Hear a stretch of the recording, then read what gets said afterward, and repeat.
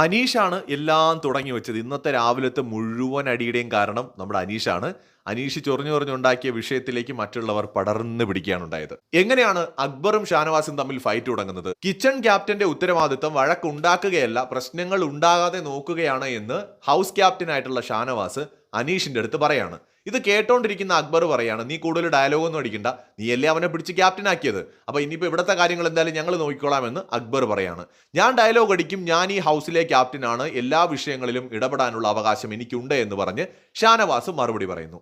അങ്ങനെ അങ്ങോട്ടും ഇങ്ങോട്ടും ഇരുവരും തമ്മിൽ ഉണ്ടാവുന്ന വഴക്കാണ് പിന്നീട് നമ്മൾ കാണുന്നത്. നീ ആരടാ, നീ ഏവനടാ, മറ്റവനടാ, മറിച്ചവനടാ, ആസ് യൂഷ്വൽ നമുക്കറിയാലോ ഇവർ വഴക്കൂടുമ്പോൾ പോടാ, നീ പോടാ, ഇത് ഞങ്ങൾ നോക്കാടാ, നീ നിന്റെ കാര്യം നോക്കടാ, ഇങ്ങനെയുള്ള ഡയലോഗുകളാണ്. ഇവനെ ഇടിക്കും അടിക്കും എന്നൊക്കെ പറഞ്ഞ് രണ്ടുപേരും ഇങ്ങനെ ചേർന്നൊക്കെ പോകുന്നുണ്ട്. ഒന്നുമില്ല, ചുമ്മാതാ, ഇടിക്കാനും ഇടിക്കാനൊന്നും പോകുന്നില്ല. എന്തായാലും ഇന്ന് രാവിലെ ഉണ്ടായ അക്ബർ ഷാനവാസ് വഴക്കിന്റെ കാരണം അനീഷാണ്.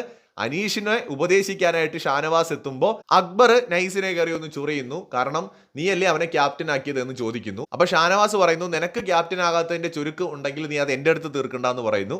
അങ്ങനെ അങ്ങോട്ടും ഇങ്ങോട്ടും blah blah blah blue blue blue എന്ന് പറഞ്ഞിട്ട് അങ്ങോട്ടും ഇങ്ങോട്ടും ഉണ്ടായ വഴക്കാണ് ലൈവിൽ കണ്ടത്. വേറെയും ചില വഴക്കുകൾ ഇതിന്റെ ഇടയിൽ നടന്നിട്ടുണ്ട്. ഇതൊന്നും അറിയാത്ത ചിലരുമുണ്ട്. അവരെക്കുറിച്ചൊക്കെ വഴിയെ നമുക്ക് ഓരോ വീഡിയോയിൽ നോക്കാം. ബൈ.